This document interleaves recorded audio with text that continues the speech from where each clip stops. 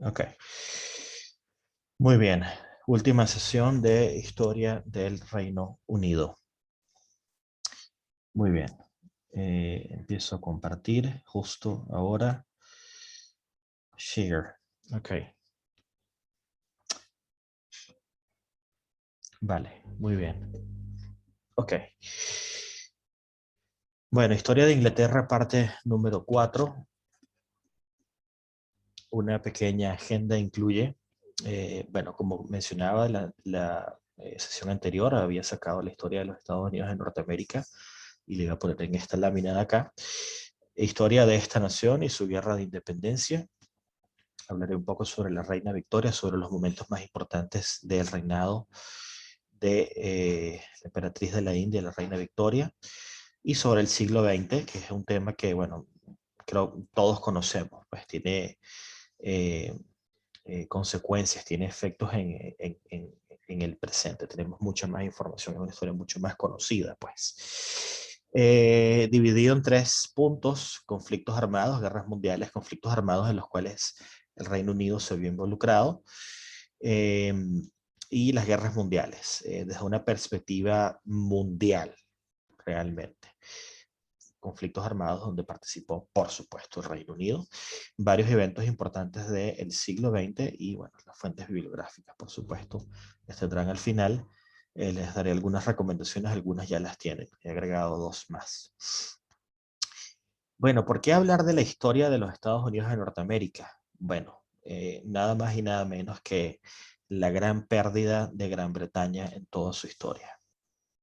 Unas extensiones territoriales gigantescas. Para mí los Estados Unidos de Norteamérica es un continente. De hecho, aproximadamente el 60% de los norteamericanos no tienen pasaporte, posiblemente por el hecho de que no necesitan viajar al exterior, tienen en su país de todo. Bueno, eso tiene sus pros y contras, lógicamente. A empiezo con vale, Jesús, bienvenido. Hola, Estamos comenzando. sí, sí, Vale. gracias. Entonces, empiezo con una pequeña cronología de la formación de América del Norte. Estos territorios que fueron en un comienzo explorados puedo mencionar Caboto, Giovanni Caboto, lo mencioné en la primera clase. Giovanni Caboto era un marinero de origen genovés que trabajó para la corona inglesa y exploró lo que vendría siendo Terranova, la isla de Terranova, más arriba de Nueva Escocia, lo que vendría siendo el noreste del Canadá. Eh, Esto me lleva un poco a la historia, a la época de los vikingos, cuando hablábamos de los vikingos en, en Gran Bretaña y en Irlanda, ¿no? La exploración, la era de la exploración que empezaron los portugueses y continuaron los españoles, pero que los vikingos probablemente decía habían llegaron a Islandia, llegaron a Groenlandia, tuvieron asentamientos en Groenlandia y muy probablemente llegaron a América. En el año 1000, se dice que en el año 1000, un, un, eh, un vikingo de nombre Leif Erikson llegó a Terranova. Se dice que, pero no se ha podido demostrar. Giovanni Caboto explora esta parte de los estados de América del Norte, debería decir, en 1497. Es bastante temprano, ¿no? Estaba bastante fresca la llegada de Colón a América. Cortés entra, bueno, en Tenochtitlán, Hernán Cortés, conquistador de esas tierras, 1519, y Verrazzano, Giovanni da Verrazzano y Hudson exploran lo que vendría siendo Nueva York, la bahía de la ciudad de Nueva York. Río Hudson, ¿no? Verrazzano, como decía en el primer video, es el nombre de un puente de la ciudad de Nueva York, de hecho. Eh,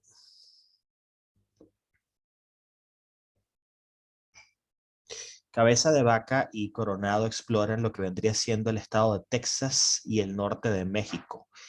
Y parte de esta exploración también es la llegada de los europeos. La primera vez que los europeos llegan el Gran Cañón fue un explorador español cuyo nombre no recuerdo ahora, pero creo que Coronado es el primero que lo ve, pero no lo explora. Ojo con eso. Está la fundación de San Agustín en 1565, que, como he dicho un par de ocasiones, es probablemente la ciudad más antigua de los Estados Unidos de Norteamérica, en la Florida. Y la fundación de Jamestown, que lleva el nombre de, ¿qué monarca de la historia de Inglaterra? Jacobo I. Jacobo I, exactamente. Jacobo I, la fundación es de 1607. Eh, es el primer asentamiento, el primer intento de colonización, que pocos años después se conecta con la llegada del Mayflower. Expliqué la historia del Mayflower en la clase anterior. Decía que era un grupo de puritanos que habían dejado Gran Bretaña, se van a Holanda, piden permiso del monarca de la época, de Jacobo I, para buscar una tierra, escapando de la persecución religiosa, ¿no? Los puritanos se montan en el Mayflower y llegan a tierras americanas, 1620, que es uno de los momentos más importantes de la historia de los Estados Unidos de Norteamérica. Estas personas son considerados los padres peregrinos, y posteriormente viene la famosa celebración del Thanksgiving, semanas, días después de una temporada de mala cosecha, de hambrunas, son ayudados por las tribus locales y, bueno, tienen esta celebración de 3 días para dar gracias a Dios. Celebrado el cuarto jueves de noviembre. Sí, cuarto jueves de noviembre. Bueno, un antecedente importante de la guerra de independencia de los Estados Unidos de Norteamérica es la guerra contra franceses e indios, que es la llamada Guerra de los 7 años en tierras americanas.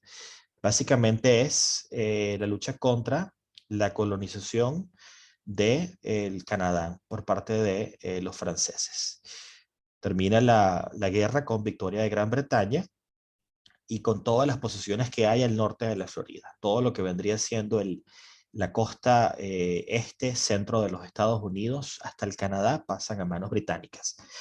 Pero queda ese remanente de la ocupación de los franceses. De 1754 a 1763 termina con el Tratado de París. Esto va a ser un antecedente importante para lo que va a suceder a continuación.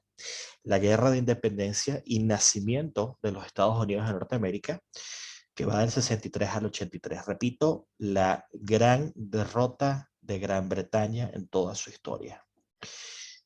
Estaba emergiendo Gran Bretaña como imperio británico, está en construcción, viene la revolución industrial, llegan los tiempos de la reina Victoria, vienen las guerras mundiales, como consecuencia pierden todo ese poder, todos esos territorios, y ascienden los Estados Unidos de Norteamérica como gran potencia mundial, si bien no como imperio, como potencia mundial.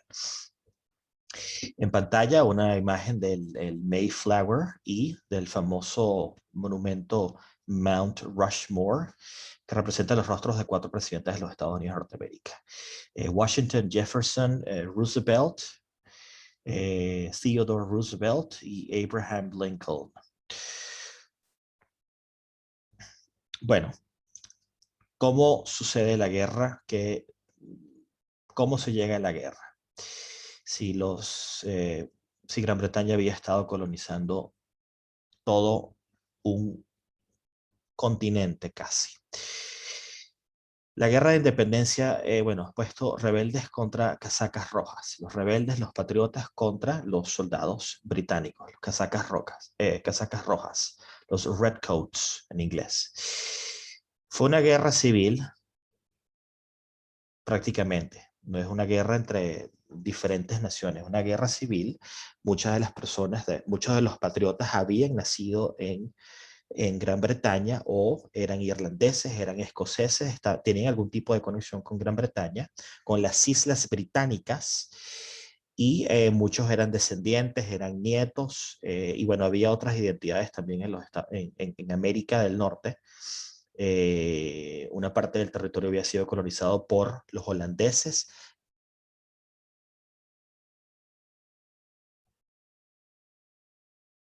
por los holandeses e incluso por los suecos. Los suecos tuvieron una pequeña colonia llamada Nueva Suecia. Entonces, bueno, era una mezcla de identidades también, pero eran principalmente descendientes de colonos de las Islas Británicas. De ahí que lo llame una guerra civil. Entonces tenemos dos bandos, los patriotas contra los leales. Los patriotas, suelo americano, americanos contra los leales. Todos los que eran leales a la corona británica o reconocían la autoridad del rey en esas tierras. El deterioro de las relaciones entre Gran Bretaña y las colonias está asociado a la siguiente idea, que son los problemas financieros en Gran Bretaña. Gran Bretaña lucha la guerra contra franceses e indios y luego de una guerra entra en un estado de recesión económica, lógicamente. Necesitaban sacar dinero de alguna parte y ese dinero iba a venir, salía de las 13 colonias. Un motivo de descontento, lógicamente. Eh, para pagar las deudas que tenían, producto de no solamente esa guerra, porque la historia de Gran Bretaña es la historia de una guerra continua, es la verdad, como la de muchas naciones europeas. Empiezan a imponer leyes.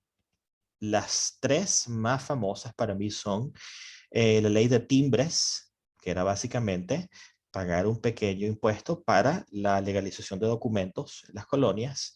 La ley del acuartelamiento era una ley en la cual cualquier tipo de persona tenía que permitir que un soldado, un oficial, un suboficial del ejército de Gran Bretaña permaneciera o pasara la noche en su casa. Eso fue súper controversial en la época.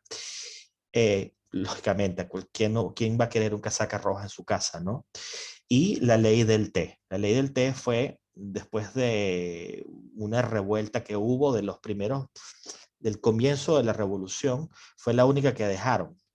La dejaron como para querer decir, bueno, les quitamos todas las leyes, pero solamente les vamos a dejar una. Pero no fue suficiente para sofocar esos comienzos de rebelión, ¿no? Eso va a llevar luego a un evento muy interesante que se conoció como el motín del té de Boston. Ya lo voy a, está aquí en la misma lámina, sí. Bueno, otra causa de la guerra fue el trabajo de políticos radicales, como lo fue Sam Adams, que está ahí en pantalla, que es una cerveza, de hecho, muy popular en lo que vendría siendo Massachusetts, Nueva York, Massachusetts. Sam Adams era un abogado fracasado que descubrió que lo mejor que sabía hacer era alborotar. Buenas tardes, Quetzali. Lo que mejor sabía hacer era alborotar. Era lo que en Venezuela llamamos un guarimbero. Y se dedicó a eso y lo hacía de la mejor manera. No solamente él era el político radical, el rey Jorge III era un rey, era una calamidad. Tenía muy mala reputación, se volvió loco un tiempo después y estaba apoyado por terribles primeros ministros que no hicieron nada para sofocar la rebelión o para tratar de tener un acuerdo con las colonias. Eso llevó a tensiones que fueron escalando, escalando, escalando. Un momento importante de la historia de los Estados Unidos es la masacre de Boston de 1770. Básicamente se estaban formando pequeñas guerrillas y se dedicaban a provocar, en un momento en particular, en la ciudad de Boston se ponen a provocar los casacas rojas, les tiran piedras, les tiran unas bolas de nieve, los casacas rojas resisten, aguantan, no tenían órdenes de no disparar, hasta que uno, bueno, se le fue un tiro, mató a uno de los rebeldes y empezó la masacre. 3 muertos y 2 heridos, se considera el primer derramamiento de sangre en la guerra de independencia. Bueno, en la guerra de independencia temprana. Y la fiesta del té de Boston es otro momento famosísimo de la historia de los Estados Unidos, que es básicamente la consecuencia de la imposición de la ley del té. Los británicos tenían un cargamento de té gigantesco que venía de la India y no tenían dónde venderlo. Y decidieron llevarlo a las colonias en América. En un acto de sabotaje, Sam Adams y un grupo de hijos de la libertad, era esta asociación de guarimberos, deciden disfrazarse de indios, se montan en el barco donde estaba el cargamento del té y tiran 342 cajas de té al mar. Esto, bueno, por supuesto fue súper mal visto por los británicos y lo que hacía era empeorar toda la situación, una situación de tensión cada vez más fuerte, ¿no? Y lo que vendría siendo la batalla de Bunker Hill de 1775, el año antes de la firma de la Declaración de la Independencia, es la primera guerra, la primera batalla de lo que se va a convertir ya en la Guerra de Independencia. Sucedió en las afueras de Boston, fue muy famosa porque estaban los rebeldes con poca pólvora, con pocos rifles, con pocos hombres o con hombres desorganizados. Estaban en el tope de una colina, Bunker Hill, y llegaron los soldados, llegaron los casacas rojas, ascendieron por la colina y, bueno, es lo que el punto de vista bélico es tener la altura, ¿no? To have the higher ground. Si usted está en la altura y viene alguien en movimiento ascendente, matarlo es muy fácil. El general de las fuerzas rebeldes, el general Prescott, William Prescott, dijo las siguientes palabras para asegurarse de que no fallaran las pocas balas que tenían y aprovecharan la pólvora. Dijo: no disparen hasta que vean el blanco de sus ojos. Dispararon y acabaron con todos los casacas rojas y mandaron los británicos otro contingente y luego un tercer contingente y ya tuvieron que salir corriendo los rebeldes, los patriotas. Fue una batalla muy famosa, ganan los británicos, pero fue una victoria para el bando patriota, el bando americano.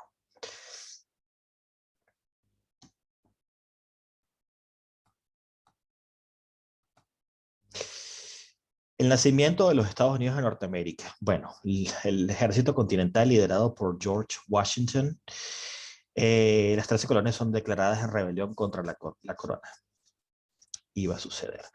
Yo veo mucho paralelismo en cierta manera con las causas de la guerra de independencia de los Estados Unidos con algunos de los argumentos que tienen acá en España los catalanes para separarse de España.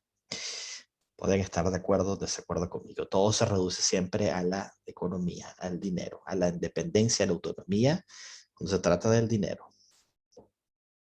Es una observación, pues, repito, pueden estar en desacuerdo conmigo.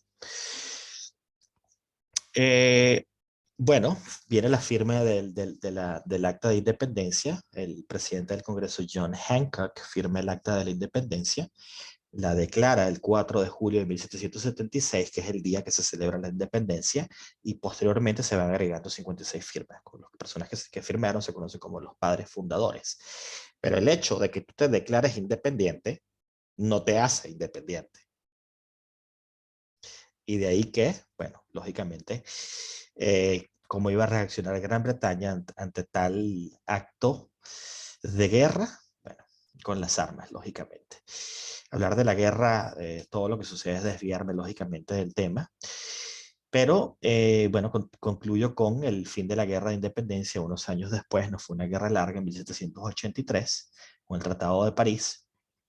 Y posteriormente los Estados Unidos de Norteamérica ya tienen su guerra civil del 61 al 65 y participan brevemente en la Primera Guerra Mundial y en la Segunda Guerra Mundial, en la que sí participa Gran Bretaña. Tienen en pantalla una imagen de la batalla de Bunker Hill y la famosa pintura Washington cruzando el Delaware, conservada, creo que está dentro del Capitolio. A mí me gusta mucho la historia de los Estados Unidos, me parece súper interesante. Por eso que haya hecho tanto énfasis en el tema de la exploración y este tema de la independencia de este país. Potencia mundial, potencia creo que ya en una fase de declive. Se dice que ya China para el año 2030 será la economía más grande del mundo, seguida por la India. Creo que es una predicción muy buena.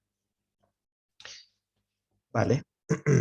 Dejamos tierras americanas para volver a territorio insular y hablar sobre la reina Victoria. Creo que después de Isabel II, que tiene 69 años en el trono, la reina que ha estado más más tiempo,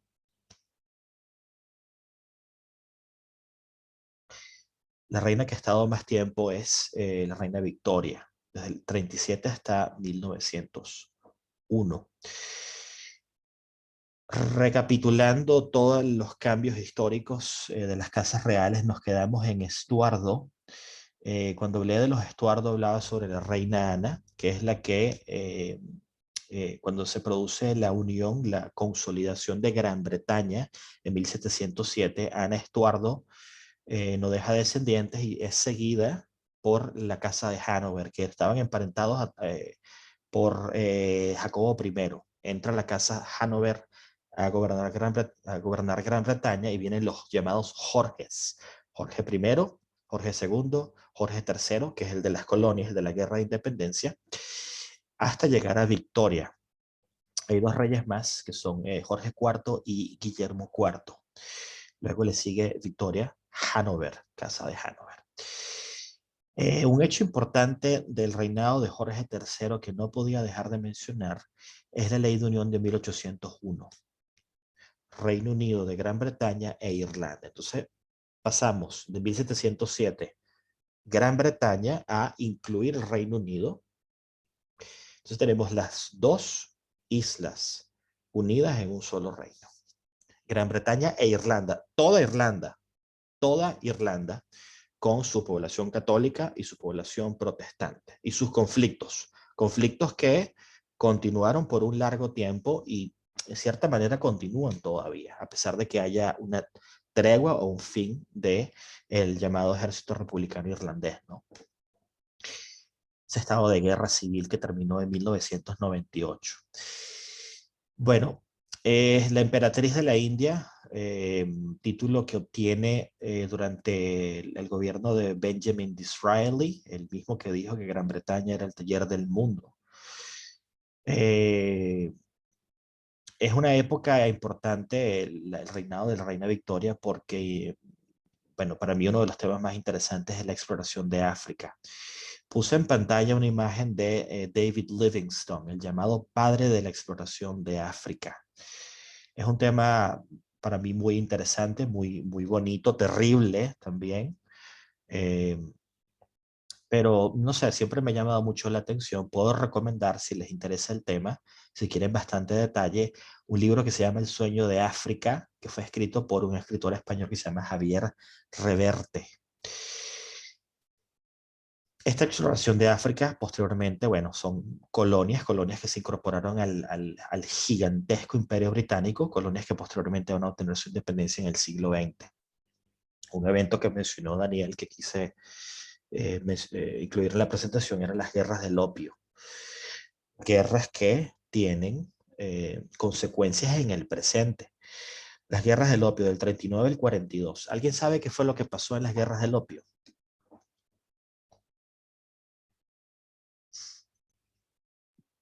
No, no, yo no. Daniel. Creo que tiene que ver algo con, bueno, esa era la época del camino de la seda, entonces, no sé, es que como tal, ¿por qué se llama guerras del opio? No recuerdo, yo no sé, yo tiene que, vino después de no sé. Yo no recuerdo, dice Edile. Jesús, ¿tiene la mano levantada?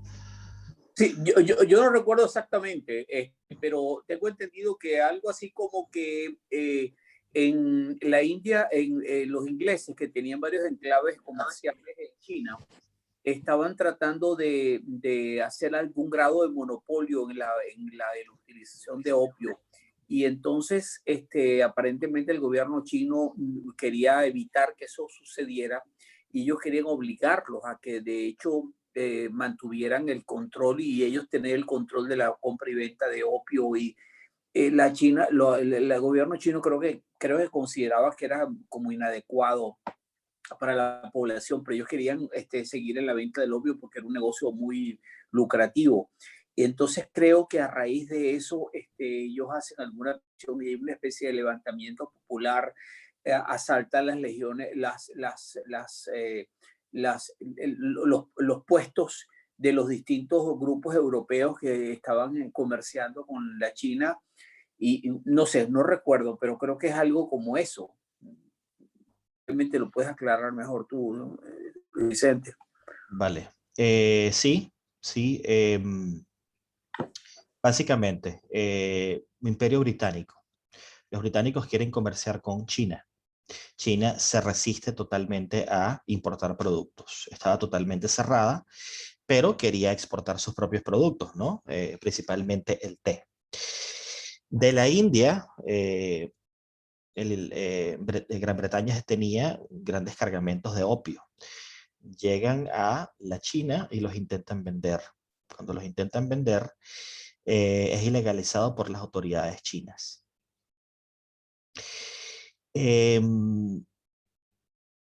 Empiezan como consecuencia, para tratar de hacer una apertura del mercado en China, empiezan a contrabandear el opio. Las autoridades chinas lo habían ilegalizado, lo habían prohibido, y en uno de esos momentos, cuando estaban contrabandeando, confiscan una gran cantidad de opio. Hay una revuelta, lógicamente, y los británicos mandan soldados desde Gran Bretaña, llegan, hay una lucha, gana Gran Bretaña, lógicamente no podían los chinos luchar contra el imperio más grande de ese momento de la historia. Es lo que se llamó la diplomacia de los cañoneros. Claro, llegaban un montón de barcos con cañones, con soldados, y la victoria fue contundente, muy fácil, y esto permitió una apertura del mercado para beneficio del Imperio Británico, lógicamente. La derrota es total. Se firma un tratado que se llamó Tratado de Nanking, en la cual China se compromete a entregar una parte del territorio, a alquilarle una parte del territorio a Gran Bretaña. Eso incluye Hong Kong, la bahía de Kowloon, ¿no? Y otros territorios, y se compromete también a abrir puertos para que Gran Bretaña pueda comerciar libremente con la China. Se comprometen a entregar las tierras, especialmente Hong Kong, por toda la vida, dicen. Después cambian los términos y se comprometen a alquilarle Hong Kong a Gran Bretaña por 99 años. Un préstamo que llega hasta el año 1997, cuando Inglaterra devuelve Hong Kong a China, bajo la promesa de un país, dos sistemas, que tantos ha salido recientemente en las noticias. Un país, dos sistemas es la política bueno, Hong Kong le pertenece a China, China tiene su propio gobierno, pero Hong Kong tiene su autogobierno y tiene un sistema distinto. Y la gran capital, una de las grandes capitales financieras del mundo, que ya no va a volver a esa vieja política de un país, dos sistemas, porque, bueno, ya habrán visto las noticias. Y lo que va a quedar de esa vieja colonización de los británicos va a ser los nombres de los hongkoneses, que muchos son en inglés. Pero ya se acabó, para mí, se acabó totalmente todo rastro de esa democracia británica que hubo en Hong Kong por muchísimos años. Profe, Sí, ajá, adelante. sí, no, que eso, para eso también había levantado la mano, y complementando un poco lo que había dicho. Quiere decir entonces que usted no cree que la independencia de Hong Kong va a llegar, sino que todo lo contrario, lo va a absorber otra vez China, y simplemente van a quedar los carros circulando a la izquierda, y ese es en inglés, pero más de eso no.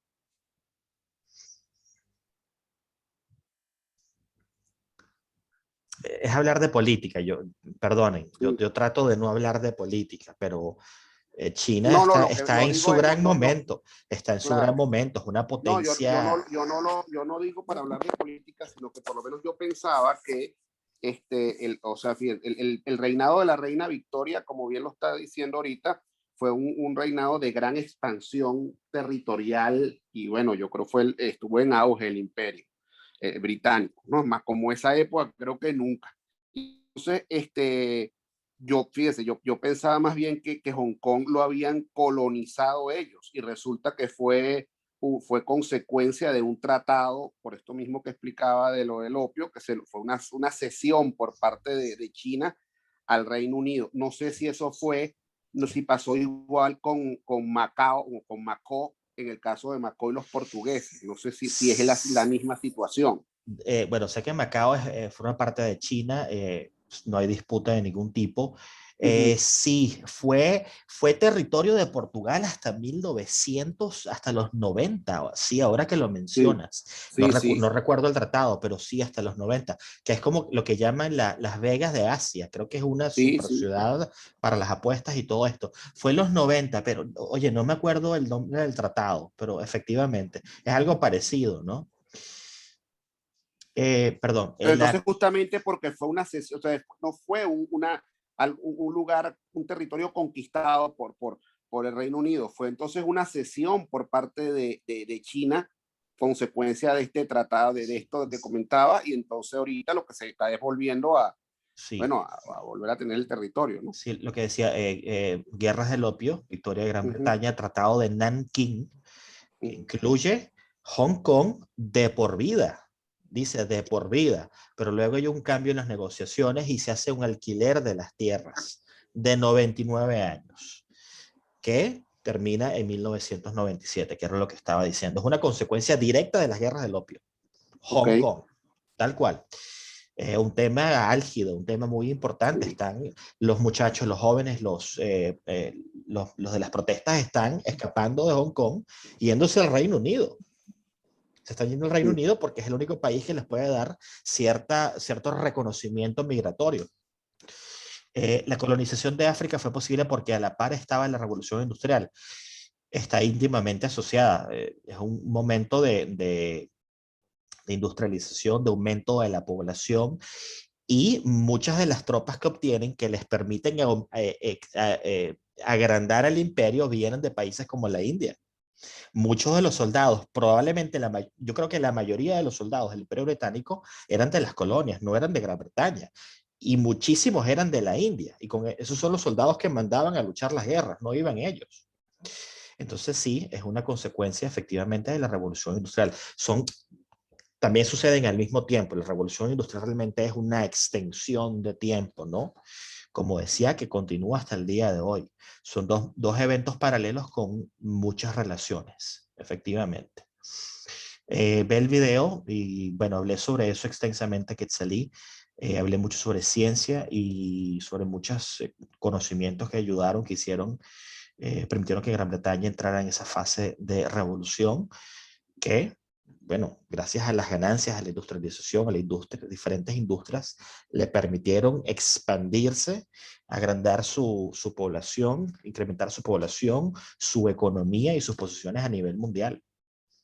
Ergo, bueno, conquista de tierras y ese imperio que tienen en pantalla que, bueno, abarcaba, yo creo que, no sé cuál es la superficie, pero la cantidad de naciones que formaron parte del Imperio Británico fueron, no lo sé, 60 naciones, por lo menos. Jesús, ¿tienes la mano levantada? Bueno, realmente la mano la tuve levantada para lo anterior, pero sin embargo aprovecho la oportunidad para hacer un comentario con los libros de Reverte. Yo los he leído los tres, ¿no? Realmente se los aconsejo fuertemente. Él tiene 3 libros, aparte de Sueño de África, tiene uno que se llama Vagabundo en África y otro que se llama Los Caminos Perdidos en África. Realmente son fantásticos los 3. Este hombre cuenta de todo, el descubrimiento de las cataratas, de las fuentes del Nilo, la historia de Cecil Rhodes, la construcción de los ferrocarriles en África, la historia esta de los tigres que comían gente, en Etiopía, las iglesias etiopías y el asunto de la Arca de la Alianza, si está o no en Etiopía. Es absolutamente fantástico. La historia de Livingstone también está ahí. Se los aconsejo fuertemente a todos. Son muy divertidos, son muy interesantes y son tremendamente educativos los 3 libros de este hombre. Sí. Javier Reverte, eso, bueno, exploración de África. La historia, es una historia muy famosa, la del doctor Livingstone. estaba perdido en África y le piden a un periodista norteamericano que busque al doctor Livingstone en África y hace un viaje como de 20 países, llega al África a explorar, va a muchos países africanos y consigue al doctor en alguna aldea en el medio de África. Es una historia famosísima, contada en ese libro, por cierto, justo al comienzo.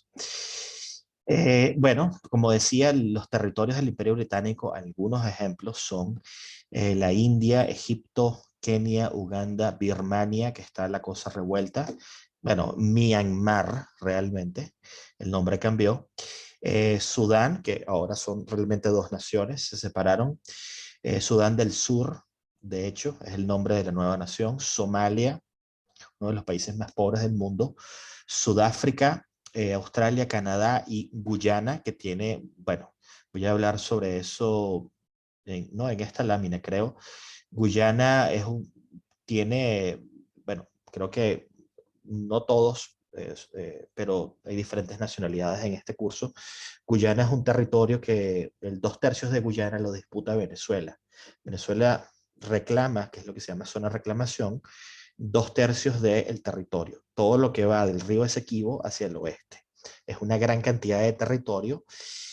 Lo menciono porque parte del conflicto tiene que ver con Gran Bretaña. Gran Bretaña fue la que eran territorios del Imperio Británico y fue la que manipuló las decisiones en el famoso laudo arbitral de París de 1898-899 y salió Venezuela perdiendo hasta el día de hoy. Todavía lo estamos reclamando, ha estado muchas veces en las noticias y, repito, tiene que ver con el Imperio Británico. Tienen una imagen del Imperio 1921. Bueno, se ve el Canadá, Nigeria, Guyana, Australia, no puedo ver todo, pero bueno, un imperio de extensiones impresionantes.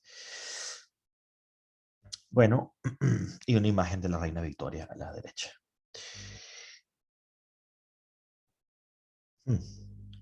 Siglo XX, conflictos armados. Bueno, las guerras no paran en el siglo XX realmente.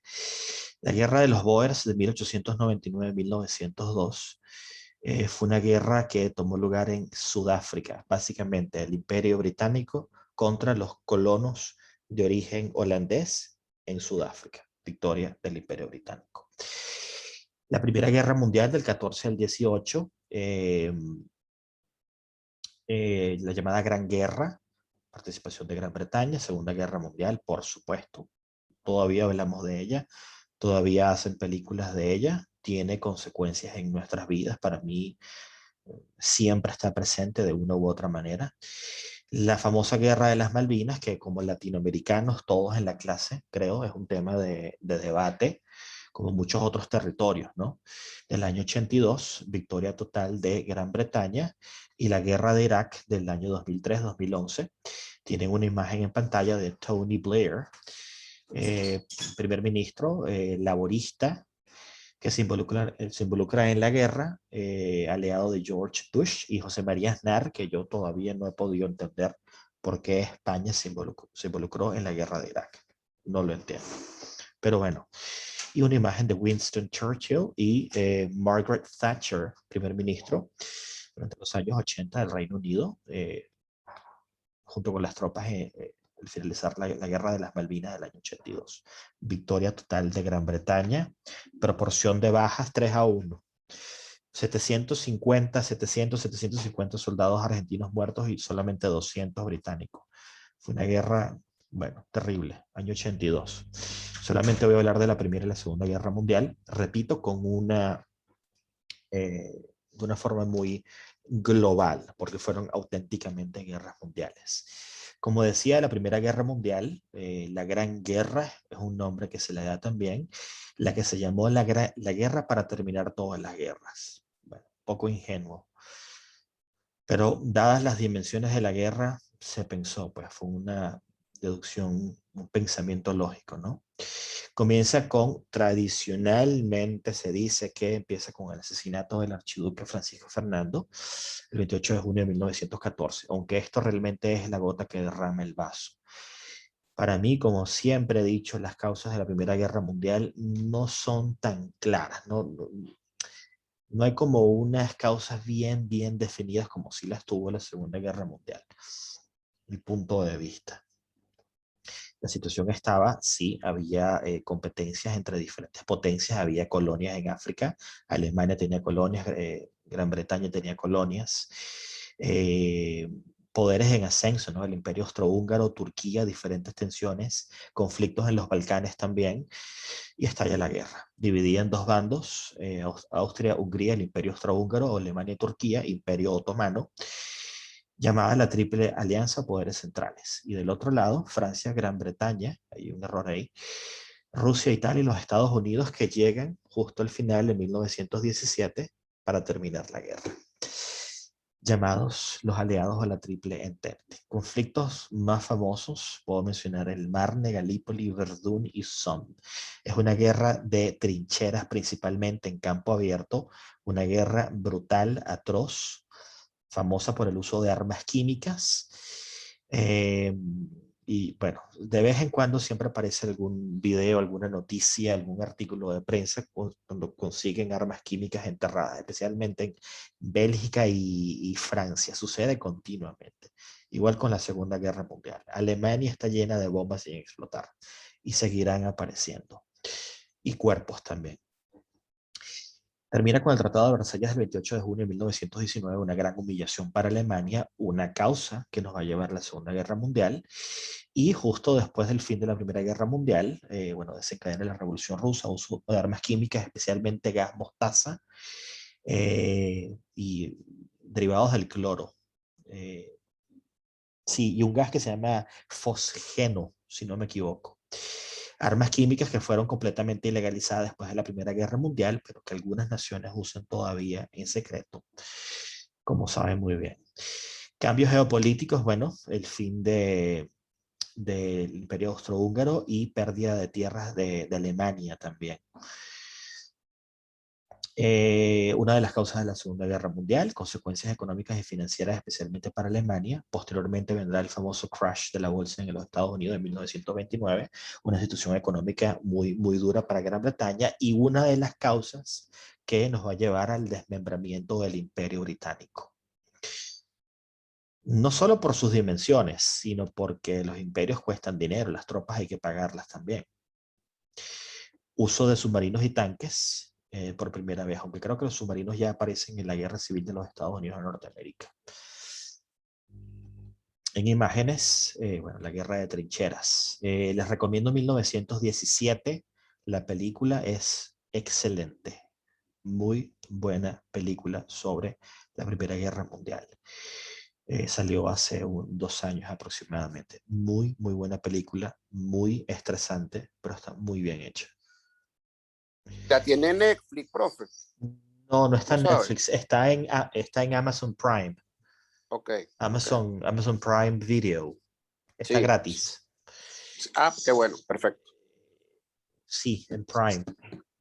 Sí, yo la vi. Sí. Creo que es Amazon Prime. Sí, que 90% seguro. Y la Segunda Guerra Mundial. Es que esto lo conocemos. Toma lugar desde el 39 al 45. Y algunos historiadores dicen que empieza en el año 38. Otros que empieza con la invasión de Polonia en 1939 por parte de Alemania. Beligerantes el eje y los aliados. Alemania, Japón, Italia, el eje, y Francia, Reino Unido, Unión Soviética y los Estados Unidos de Norteamérica, que llegan a ganar la guerra. En el año 1944, a pesar de haber sido atacados en el 41 en Pearl Harbor, ¿no? Hawái. Batallas más importantes, batalla de Stalingrado, ¿no? Operación Barbarroja, ¿no? Invasión de Rusia por parte de Alemania, la batalla de Iwo Jima, Océano Pacífico de Estados Unidos y Japón, y la batalla de Inglaterra, la muy famosa batalla de Inglaterra, The Battle of Britain, este bombardeo, famosísimo bombardeo de las fuerzas alemanas en el sur, centro y sur de Inglaterra, especialmente en la ciudad de Londres. Tienen una imagen sobre la gente refugiada en las vías del metro en la ciudad de Londres. Durante lo que se conoció como The Blitz. The Blitz es la famosa Blitzkrieg la guerra relámpago de los alemanes que, bueno, bombardeó Inglaterra y fue probablemente, hasta ahora ha sido después de 1066 de Guillermo el Conquistador, de la Armada Invencible de Felipe II, el último intento de invadir Inglaterra, y no pudieron. No pudieron contra la RAF, la Real Fuerza Aérea. Y los ingleses resisten, bueno, con todo. La batalla del Atlántico, batalla, bueno, principalmente de naval, bueno, naval de submarinos, quiero decir. Y el día D, el famosísimo día D, el 6 de junio de 1944, 44, sí, 44, que me recuerda, bueno, es un poco irónico en cierta manera, Eduardo III, el que se declara rey de Francia, entra por la Normandía. Muchos años después estaban los ingleses entrando, los norteamericanos, los ingleses y los canadienses entrando en la Normandía también para ponerle fin a la guerra. Guillermo Conquistador en el 66 cruzó el canal en el sentido contrario. O sea, la Normandía es uno de los puntos geográficos más importantes de la historia de Europa. Siempre. Día D, el Alamein fue una batalla muy importante que tuvo lugar en el norte de África. Básicamente fueron choque de fuerzas de Gran Bretaña contra Alemania.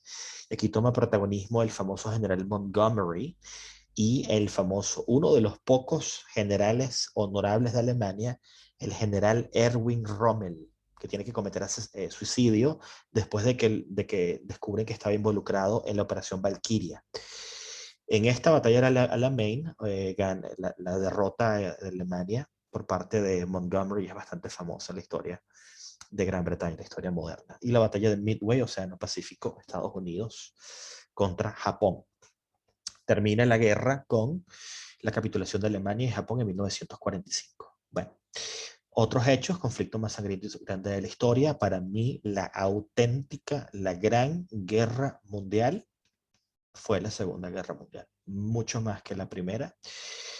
Nos lleva a la Guerra Fría, una Guerra Fría que todavía continúa con, bueno, nombres distintos, Rusia, no Unión Soviética, una guerra que continúa de una u otra manera, a través de países como Siria, lo que se llama un proxy war, países como Siria, bueno, países como Venezuela también diría que están directamente involucrados.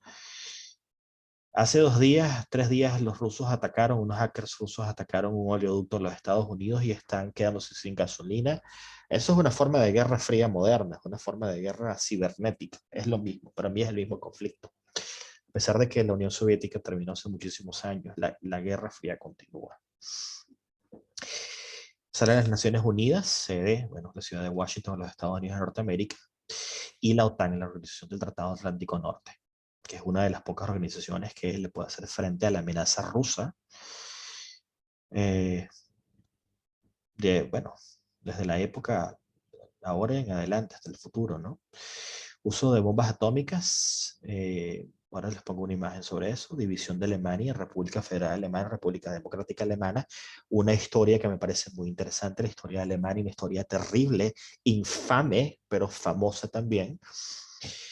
Bueno, con la reunificación después de los territorios divididos, lógicamente, una parte, bueno, pasa a la administración de la Unión Soviética y lo demás a potencias occidentales, principalmente los Estados Unidos de Norteamérica, con los famosos 3 distritos en la ciudad 4 distritos en la ciudad de Berlín, el francés, el inglés y el norteamericano, del otro lado los británicos.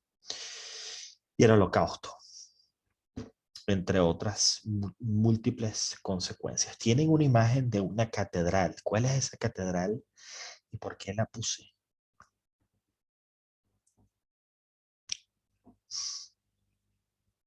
Jesús.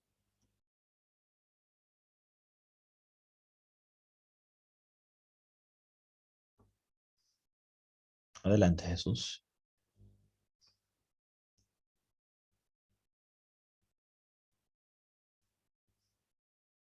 Tienes la mano levantada. No sé si me oyes.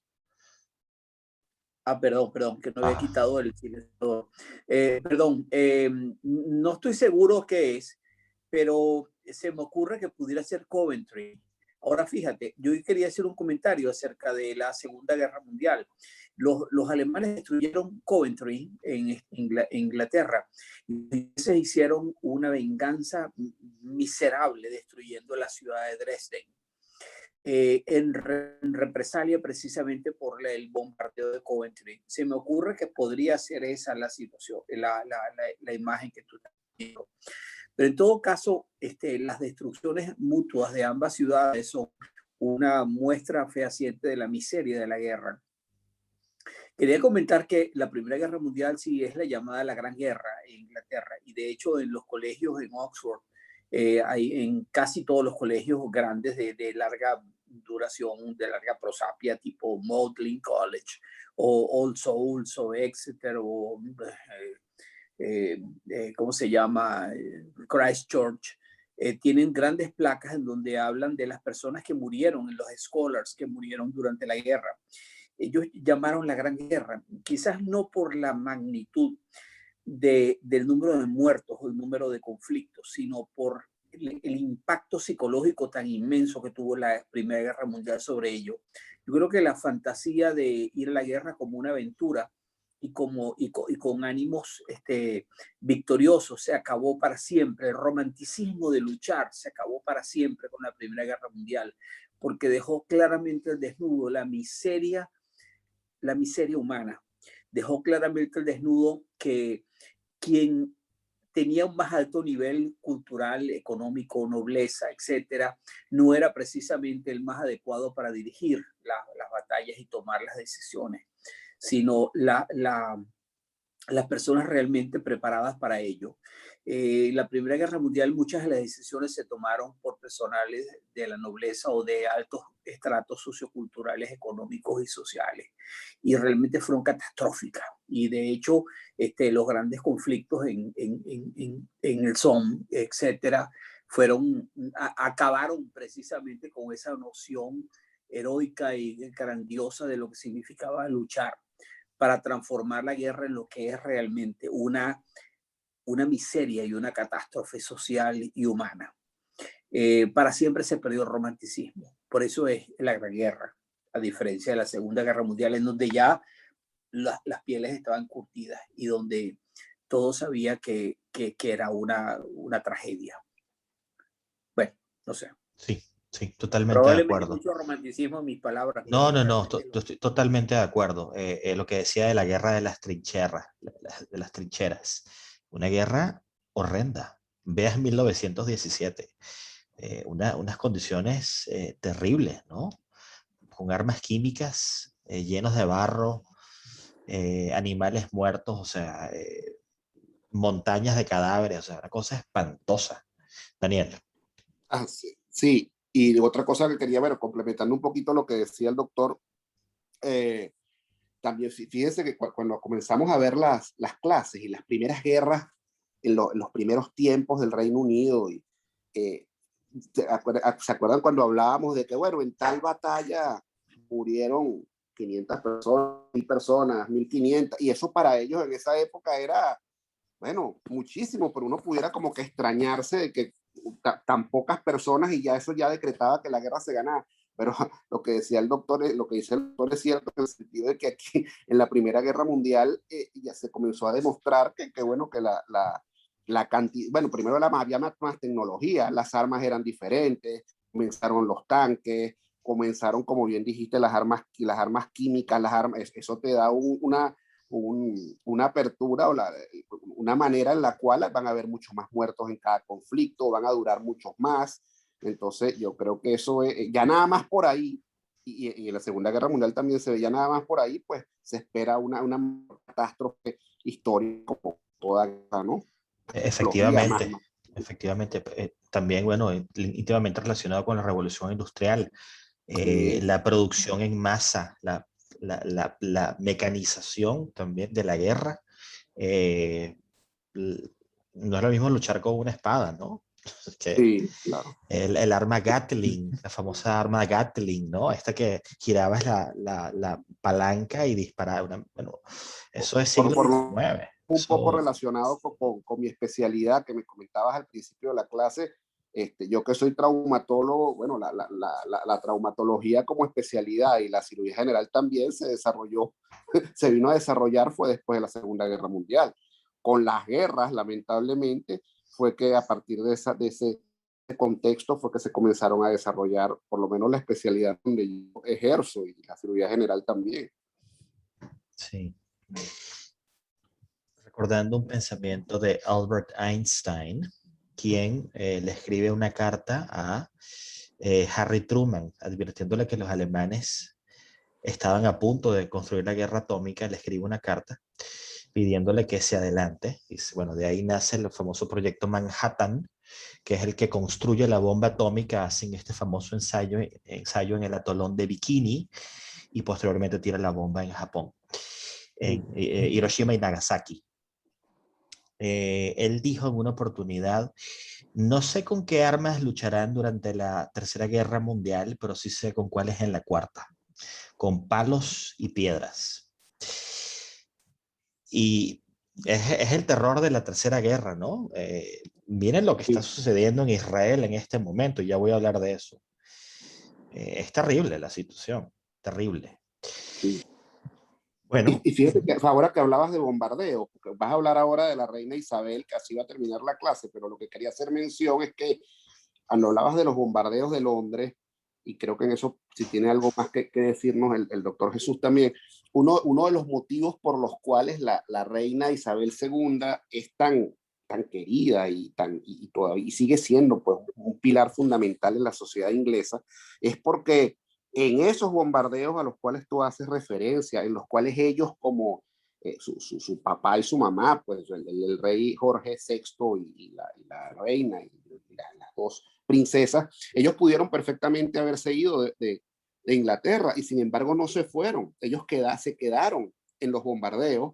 Al terminar cada bombardeo salían la familia real a ver las ruinas, a visitar a las familias, a visitar a los hospitales, y eso es algo que en la mente y en la psiquis del pueblo británico creo que está labrado pues hasta lo más profundo. No sé qué comentario pudieras hacer sobre eso cuando hables de la reina Isabel.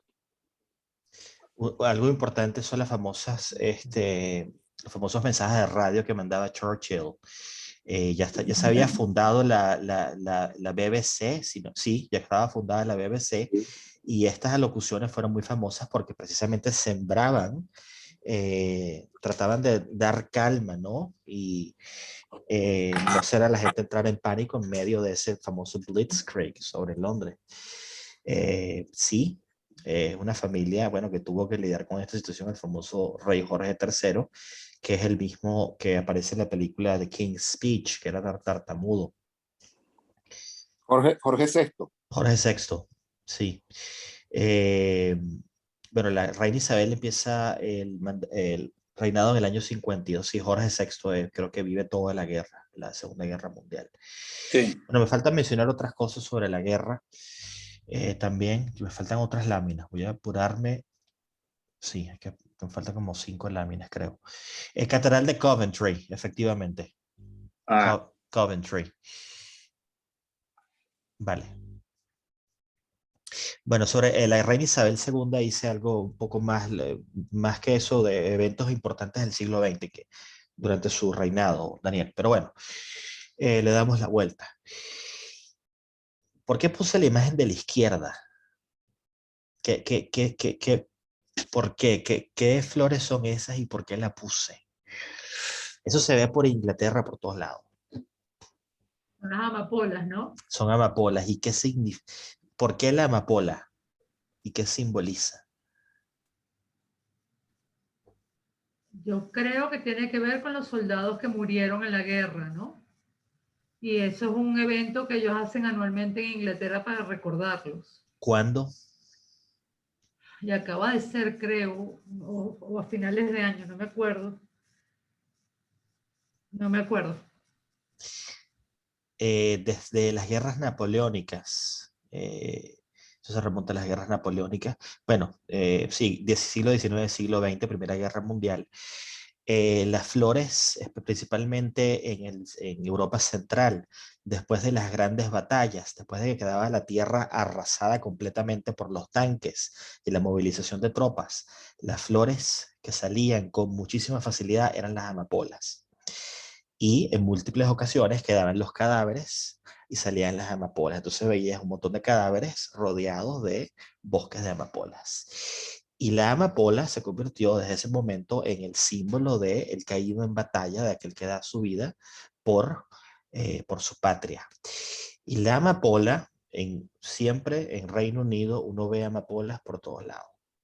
En los memoriales, hay memoriales de la Gran Guerra por toda Gran Bretaña. Y muchos dirigentes, primeros ministros, políticos, alcaldes, gobernadores, nobles, ciudadanos, civiles, o sea, todo el mundo, muchas personas tienen una amapola. Se dice que la Primera Guerra Mundial terminó el 11 de noviembre a las 11 de la mañana. ¿Sí? 11 del 11 a las 11. Ese día se llama en Inglaterra Remembrance Day, Día del Recuerdo.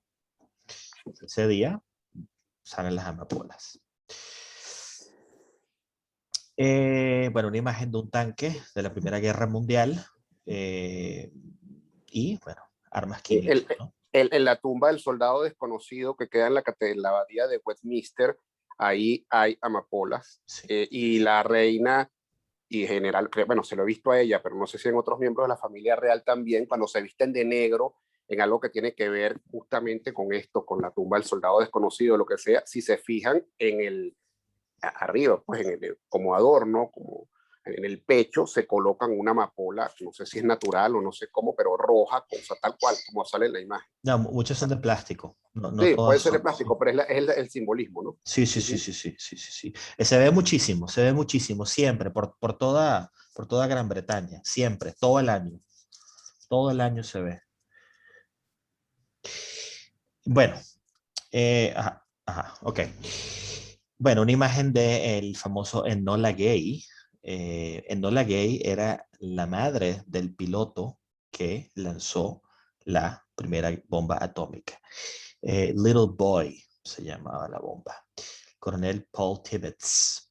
Ese avión creo que se conserva todavía, no sé si está en Washington, en el Museo de la Ciencia y el Espacio, del Aire y el Espacio, no me acuerdo, yo estuve en el museo hace muchos años, pero no recuerdo haberlo visto, pero se conserva en algún lugar de los Estados Unidos. Tienen una famosa imagen de Neville Chamberlain. Esa imagen es famosísima porque había una suerte de lo que se llamó política de apaciguamiento, una política diplomática súper pasiva. Neville Chamberlain, el primer ministro de Gran Bretaña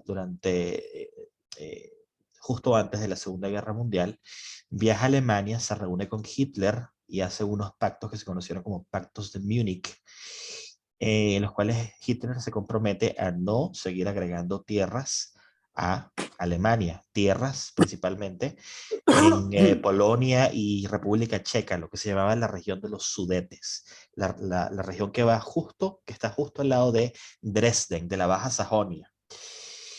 Firman el pacto, llega Neville Chamberlain de regreso y muestra el papel, así como queriendo decir, no se preocupen, que Hitler no va a hacer nada. Chamberlain pasó a la historia como un tonto. Ya, bueno, lo que sucedió no tengo que decirlo. Tenemos la mano levantada de nuevo. Jesús. Solamente para decir que el avioncito de Enola Gay está en el Museo Nacional del Aire y del Espacio en Washington.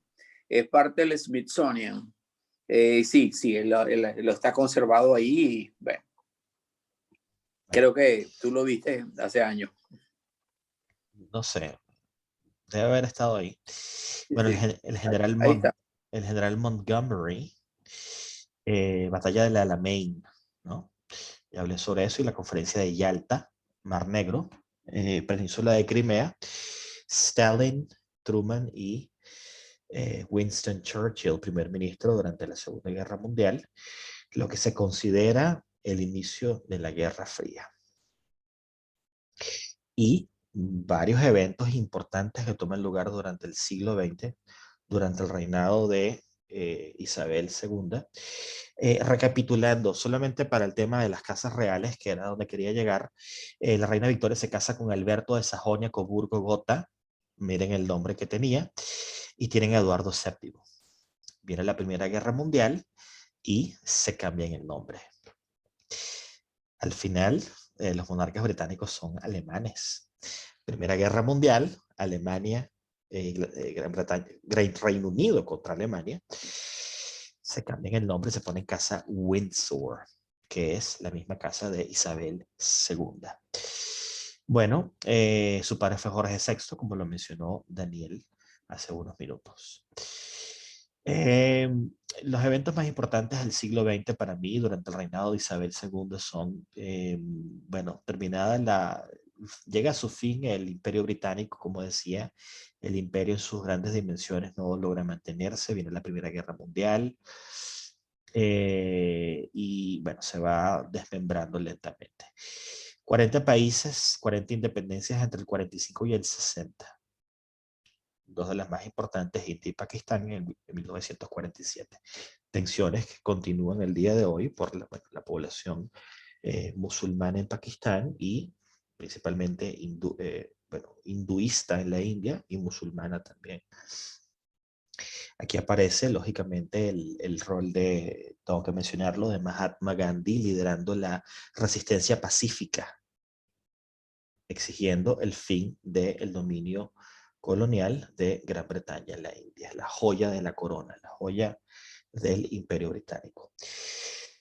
La vida de Lady Di, bueno, 1961-1997, una vida de tragedia, para mí una vida terrible, por no utilizar adjetivos peores que ese. Bueno, accidente de tránsito, Puente del Alma en la ciudad de París, historia que creo que todos conocemos. Madre del futuro rey de Inglaterra algún día. Creo que la reina Isabel II va a vivir hasta los 150 años. Y creo que va a pasar de la reina al príncipe Guillermo directamente. Perdón, pero es que se ha tardado mucho. Comunidad Económica Europea, Reino Unido se une a la comunidad en 1973 y después se sale con el Brexit. Y la declaración Balfour no la quería dejar de mencionar porque prendan la televisión y vean las consecuencias de esa declaración. ¿Qué fue la declaración Balfour? En la que interviene Gran Bretaña, por supuesto, son los responsables, si se quiere, estaban en posesión de Palestina.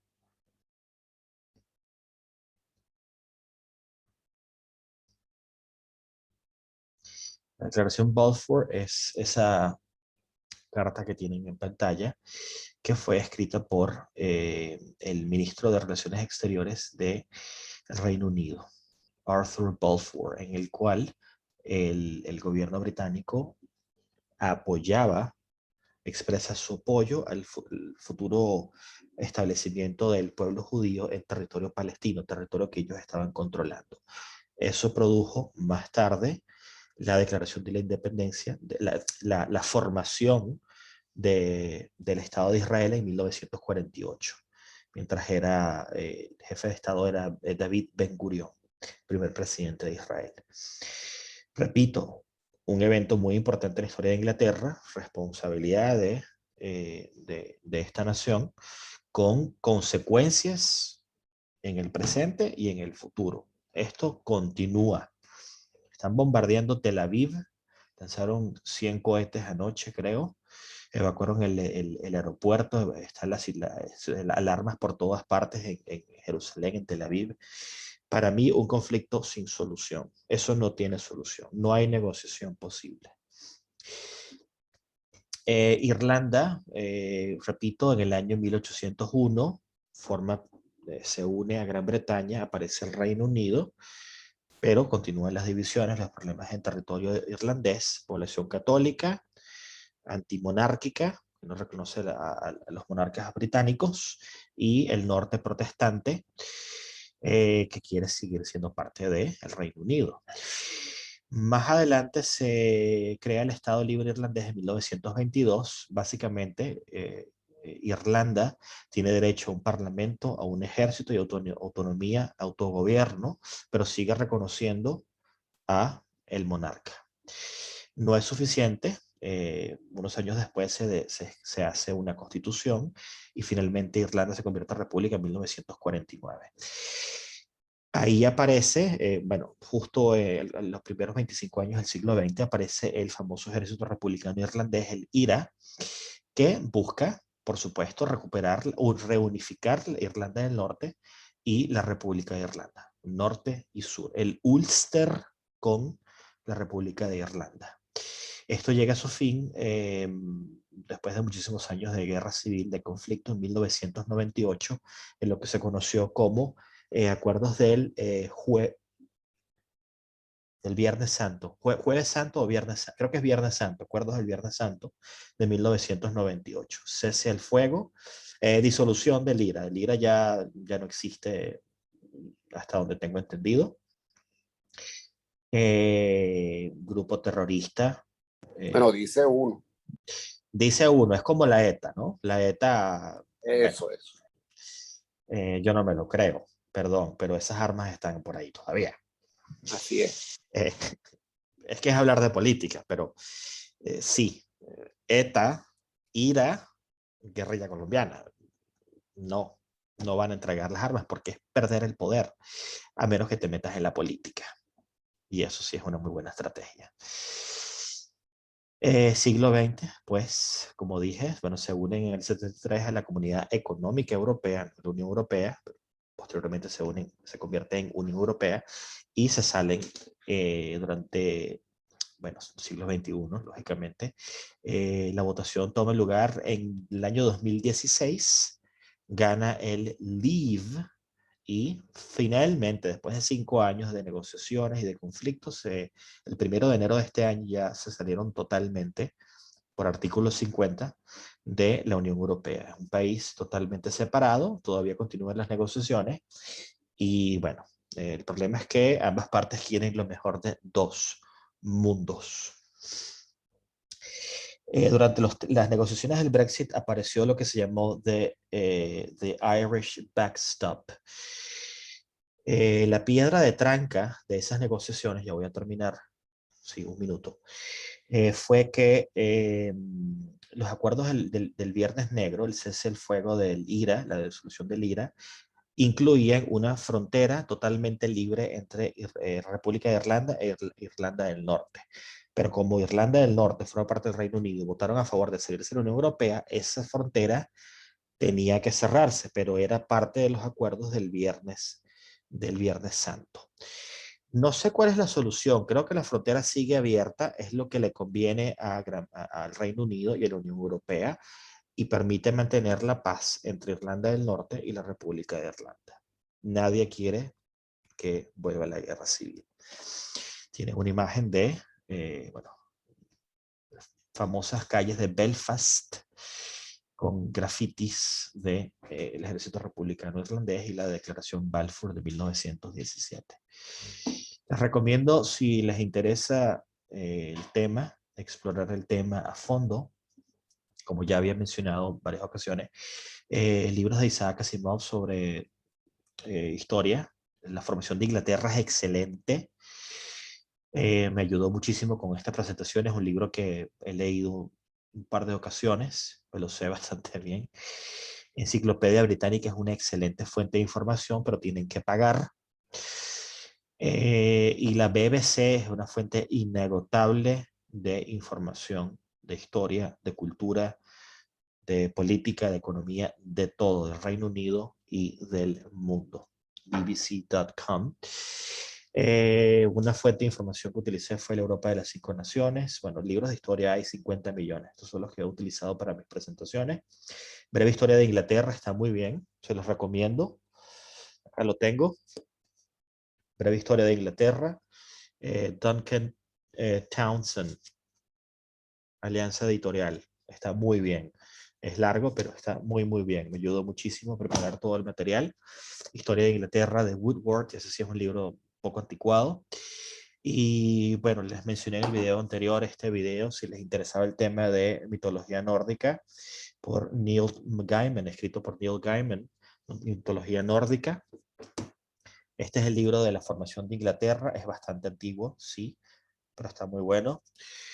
Y bueno, todo lo que sea libros de divulgación de historia universal de Isaac Asimov son excelentes. Se los recomiendo.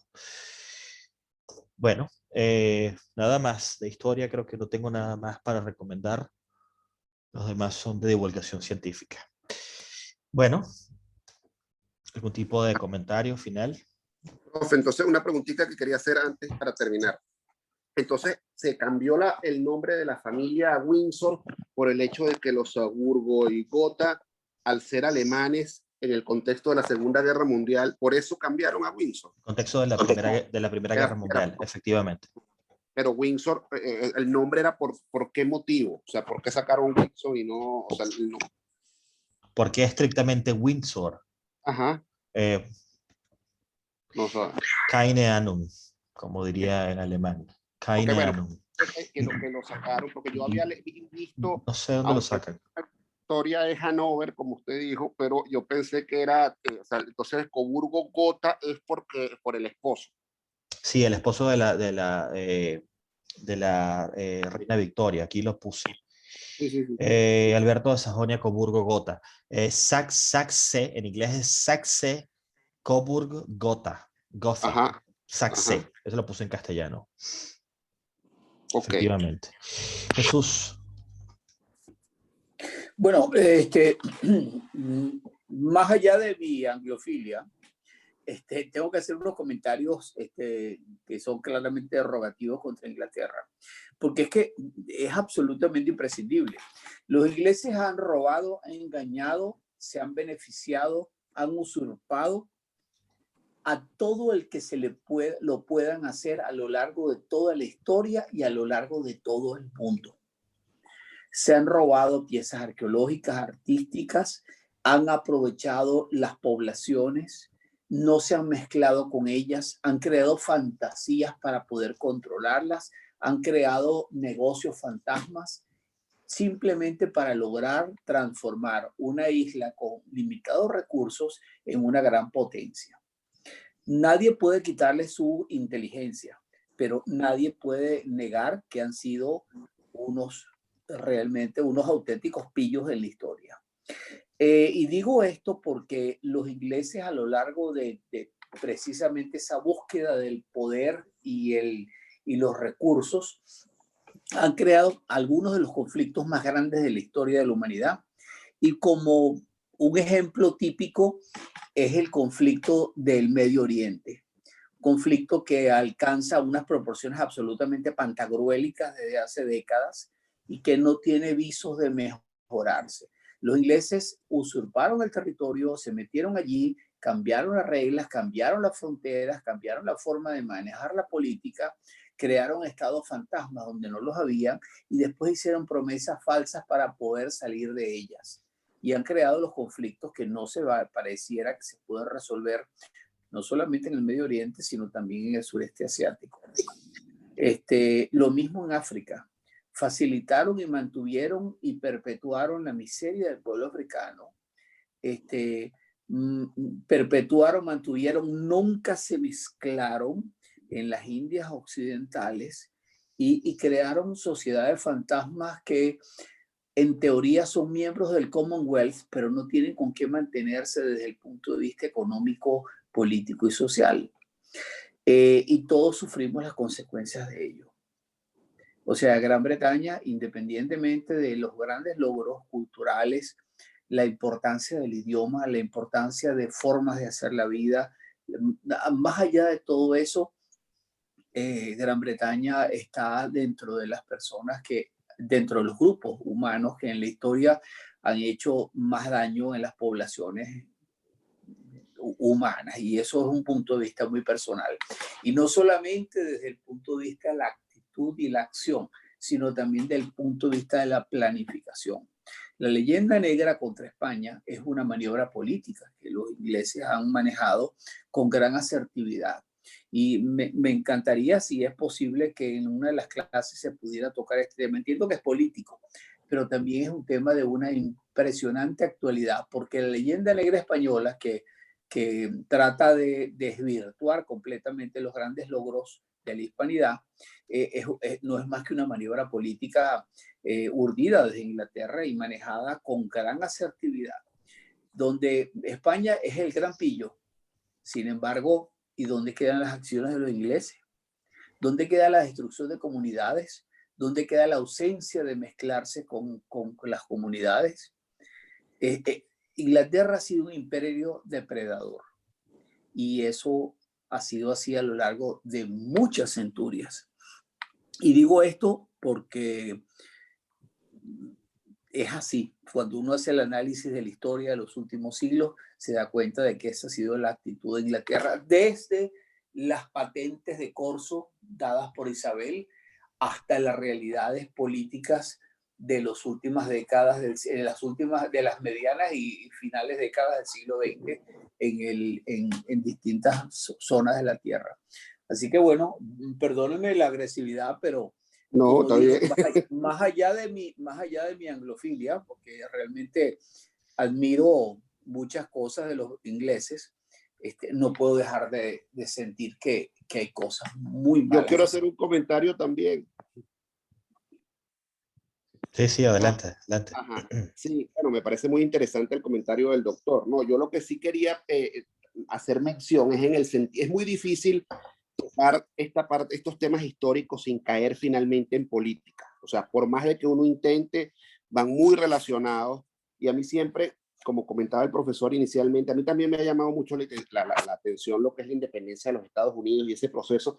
No he leído por completo el libro de historia de los Estados Unidos de este gran autor que ya hasta se me olvida, pero lo tengo ahí en la casa, pero que es la Biblia de la historia de los Estados Unidos.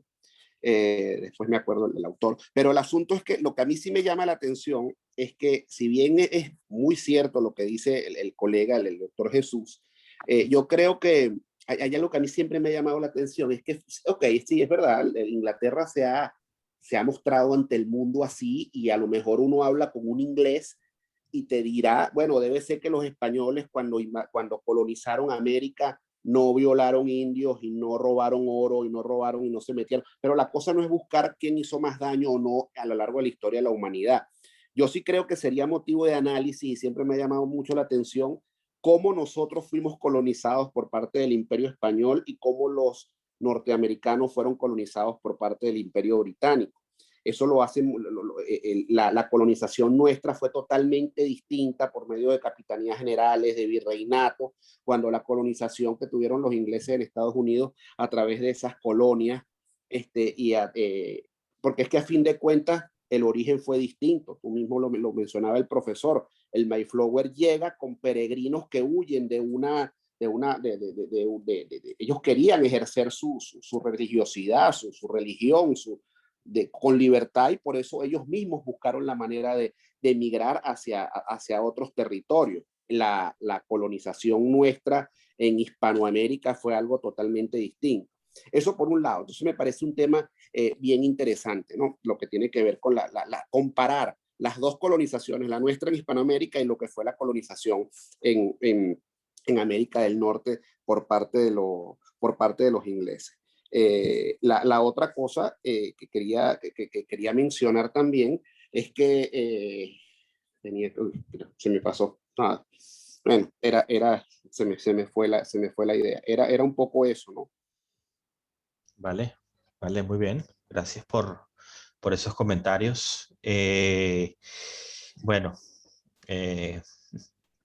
Jesús, ¿por qué estás en el curso? No, tiene validez total. Ya te dije que más allá de mi anglofilia no puedo detenerme en aceptar cosas que considero inadecuadas. Yo lo decía yo en cierta manera también hice un comentario de ese estilo. Lo que decía de la declaración Balfour, ¿no? Es una gravísima consecuencia. Una El vergüenza el conflicto mundial. es terrible, Una terrible. vergüenza mundial, la declaración Balfour. Bueno, entre otras cosas, por eso mencionaba el Esequibo venezolano, la región, la zona de reclamación, Imperio Británico. Lo que hicieron con el laudo y lo que nos hicieron con el Esequibo y con lo del laudo es mucho lo que tiene, lo que está hablando, Sí. lo que está hablando el profesor, el doctor Jesús. Tal cual, si tú lees la historia, lo que hicieron de buscar esos aliados con los Estados Unidos, unirse con los Estados Unidos, los abogados que llevaron prácticamente Venezuela no tuvo oportunidad en el laudo de defenderse. Sí, no, los jueces estaban totalmente Comprados. comprados totalmente. Los testimonios de la época son de que efectivamente, o sea, y eso ya estaba decidido, estaba totalmente cantado.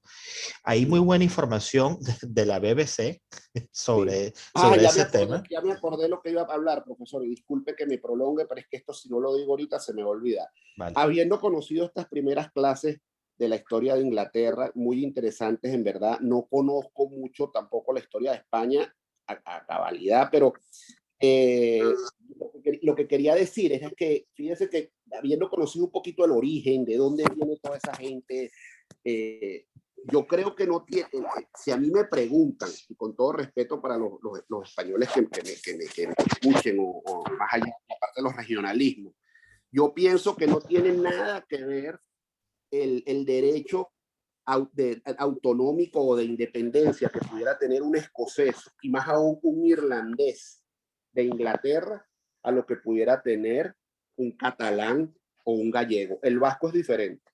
El origen del pueblo vasco es totalmente distinto al origen del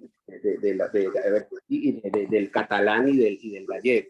Pero es que esta gente, Escocia e Irlanda, eran gente totalmente distinta, o sea, no tiene, su origen de por sí viene de otra cosa. Entonces yo no sé si en algún momento o habría que ver un diplomado en la historia de España para tener más argumentos y poder luego hacer un análisis sobre eso. No sé qué opinión les merece. Y te digo, yendo un poquito a lo que comentaba el profesor de Cataluña, los posibles, yo desconozco mucho de la historia, pero es que creo que son cosas distintas. ¿Qué opinión creen ustedes?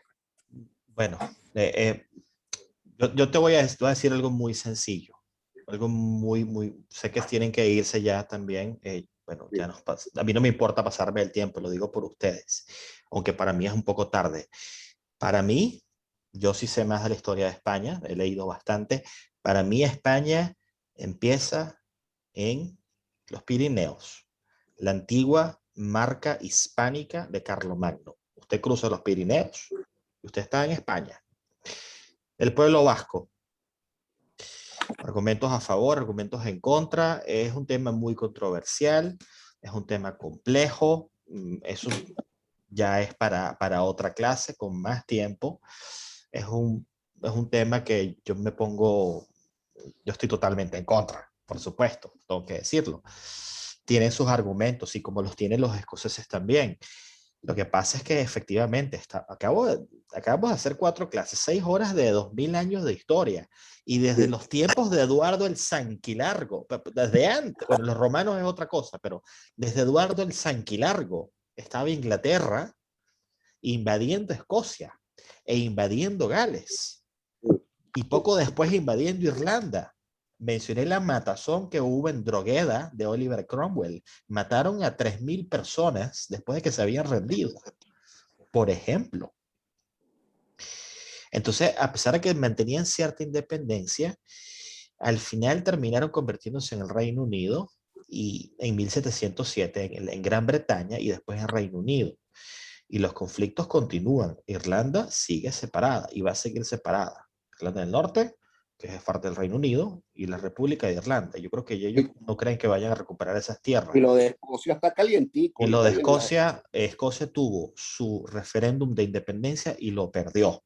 Lo perdió porque los viejos votaron, la población mayor, perdón, la población middle-aged, ¿no? Los adultos y los adultos mayores votaron a favor de quedarse como Reino Unido y los jóvenes votaron a favor de la independencia. La jefa de gobierno Nicola Sturgeon, la que está ahorita en el poder, está totalmente a favor del independentismo de Escocia. Y ahí entra el Brexit. En el Brexit, Gales paradójicamente votó a favor de irse de la Unión Europea, es decir, seguir siendo parte del Reino Unido, y Escocia votó en contra. Es una prevotación. Los escoceses, hay un movimiento importante de independencia en Escocia que va a continuar. Si hacen unas elecciones en Escocia ahora, no sé el resultado, pero podrían ganar perfectamente, un 60-40. Mucha gente va a votar que no, pero mucha votaría que sí quieren la independencia de Escocia, independencia total. Veremos qué pasa. Eso dependerá de la influencia del poder que tenga Inglaterra para mantener unido el reino. Bueno, Boris Johnson ya advirtió que no va a aceptar una votación nueva sobre secesión. bueno. Esa promesa del referéndum anterior. Sabe que la perdería. ¿Y en qué momento se tocará el punto de si es beneficioso o no el Brexit para Inglaterra? Vale, Porque, fíjense, algo que iba a decir para todos los que estén en la clase. En la última semana del curso, sí. hay una clase que no tiene temas, que hay una selección de temas. Me parece una buena idea, y es lo que había planificado, que ustedes eligieran un tema y lo desarrollaran. Será vuestra clase. Si era un tema en particular que quieran tratar, cada uno tendrá su cantidad de tiempo y podrán hablar de ese tema libremente, y temas que no se hayan mencionado en clase. Ahí podemos poner todo este tipo de cosas que no están en el programa. Porque por lo menos Vale. a mí me llama mucho la atención eso, y la parte de hoy por hoy la vigencia de la Conmebol, de la comunidad, de la mancomunidad de naciones, si tendrá vigencia alguna vez, porque ¿para qué le conviene a Inglaterra tener a 30 países miembros de África si uno es más pobre que el otro? Y como tú has dicho, la cosa no es tenerlo, la cosa es mantenerlo. Sí, the Commonwealth of Nations. The Commonwealth, sí. Sí, básicamente es antiguas colonias, quédense conmigo. Y ahí están. Bueno, muchísimas gracias a todos por participar y por mantenerse, quedarse un poco más en la clase. Damos finalizada la parte histórica del Reino Unido. Inglaterra, Gran Bretaña, Reino Unido, y ya pasamos a temas distintos, a temas geográficos la semana que viene y turísticos. Como siempre digo, siéntanse libres de agregar, compartir, discutir, lo que sea, para eso estamos aquí. Bueno, no me queda nada más que desearles feliz tarde y feliz fin de semana. Nos vemos el próximo lunes. Gracias a todos. Gracias. Hasta luego. Gracias. Gracias, Laura. Hasta luego. Dile, gracias. Hasta luego.